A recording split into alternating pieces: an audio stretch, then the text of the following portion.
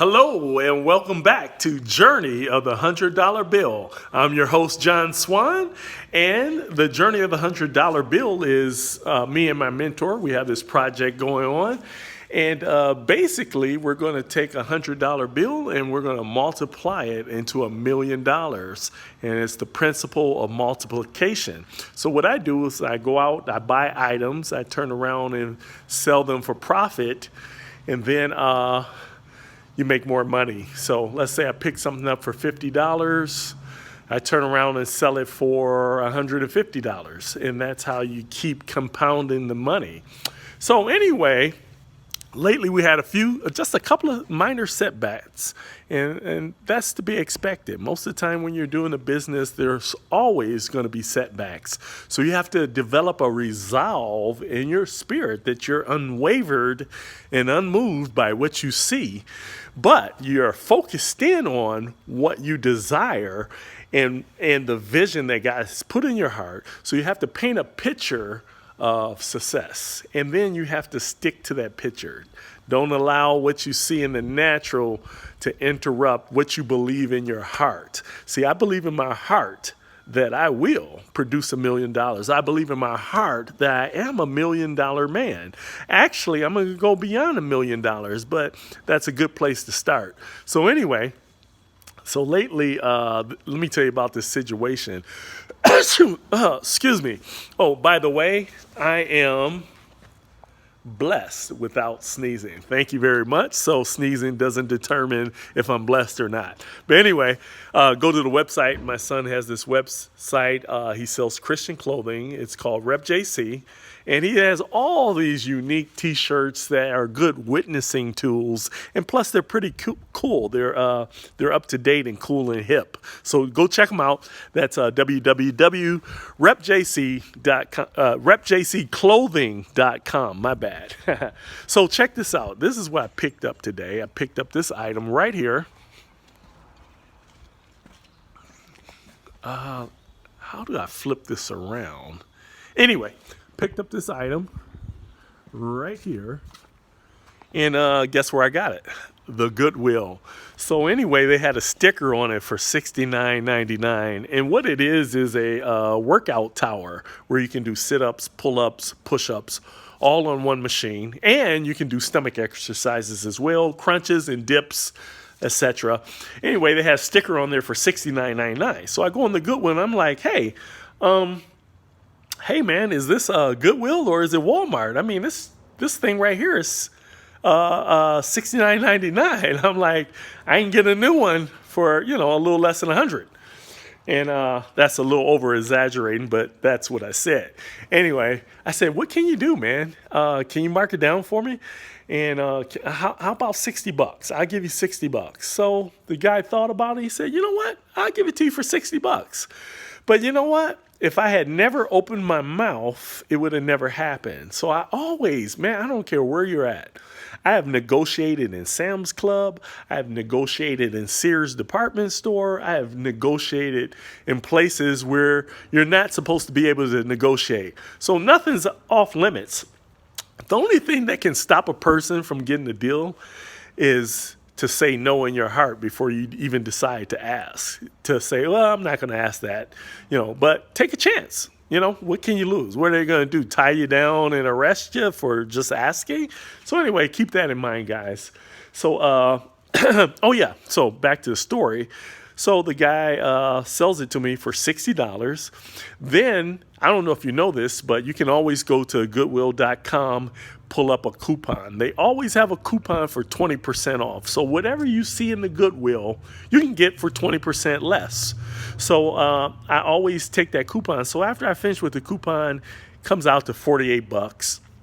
This is like a little quick side hustle. Normally I buy bigger ticket items or items where I get anywhere from 300% profit to 1,000% profit, and even higher than that sometimes. So, but the thing is, you never get too big to do some of the small things too. I have a friend, a minister, a preacher friend of mine. He started buying and selling, and believe it or not, this guy is taking small items and sent his sent his daughter to college. So he's actually paid for college through buying and selling small items like couches, dressers. He goes to these stores and then he flips them, and not necessarily the Goodwill. There are other discount stores and what do you call those? Consignment stores and things of that nature. Anyway, he flips them, and this guy, man, he pulls in. He just started about a year ago or so. This guy pulls in like $2,000 a week, and probably more than that. So anyway, those little small items that you get sometimes might be small in your return, but if you multiply it by dozens of items, now you make a lot of money. So, sometimes I buy big things and I buy little things as well. So the moral to the story is don't limit yourself. Sometimes we're always trying to get the most money and the biggest ticket. And God is saying, hey, take some of these small things because they'll add up to the big ticket item. So, keep that in mind. My friend makes $2,000 a week selling small ticket items. So he'll find a couch for $20, sell it for $80. Me, myself, most of the time I find things, anywhere from $100 to $200, $300, but I'm making, I make $1,000 off the item or something like that. So what I do is I incorporate small things and large ticket items. So I don't limit myself because the small things add up. Trust me. So, and also don't despise the day of small beginnings because those are seeds that are planted as well. So remember, guys, 20% coupon at all Goodwills, and that brings the price down. So anyway, I paid $48. I'm gonna turn around and sell this thing for. I'm gonna start at $150. Usually they're in the store for anywhere from $199 to $100, depending upon how sophisticated it is or what brand. All these things factors in. So anyway, let me show you the car that I was going to sell. I'm going to tell you something else that happened. This was one of my, I wouldn't even call it a setback. I would just call it a temporary delay of prosperity. So here it is. This is the car. Remember I bought that car? So check it out. I had got a buyer, actually. And, I went over some details and, unfortunately, the buyer didn't like the car, and that's okay. I don't get mad. Don't get mad. It's a product.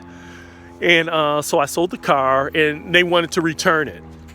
So typically, I don't do that after I demonstrate and show everything about the car. I'm very honest about things. And typically, I don't take the money back, but since this is kind of like a close friend of mine, I decided to give the money back. So I'm not tripping. Matter of fact, my mentor, he kind of cracked me up because he was thinking the same thing I was thinking. Okay, now since this deal fell through, let's up the price. It doesn't make sense in the natural. If it's not selling, the last thing you do is up the price. That's what I'm trying to tell you guys about business, God's way. Man, you do things out the box. You don't have to follow a certain rule and regiment to get things done. The crazy thing is I'm probably going to get more for the car than what I got the last time. So in the natural mind, it would be crazy to raise the price. But in the spirit realm, God's like, son, I got you. I'll bless it. I'll send the right buyer. So I said, okay. So it cracked me up when my mentor, he said the same thing I was thinking. He said, well, up the price. He's like, up the price. So that's exactly what I did. So I got someone coming to look at the car in probably about an hour or so, and I keep you guys posted. But anyway, sometimes you have these setbacks, man. You can't allow them to detour you. You can't get discouraged or, you can't get down. You got to see the long-term goal. I'm going to make millions. And it's not just for me. It's so I can be a bigger blessing to other people. And then God wants me to enjoy life as well. Excuse me, along the way. So anyway, guys, that's what's going on now. The car will be sold, and I try to give you a few little more tips, and I keep you guys posted. I'm also waiting on this one item that I have that had some work done to it to increase the value. So sometimes you have to add addition to things to increase the value, and that's kind of like been a hold up a little bit, but that's okay. That's going to work out in my favor as well. I'm not tripping.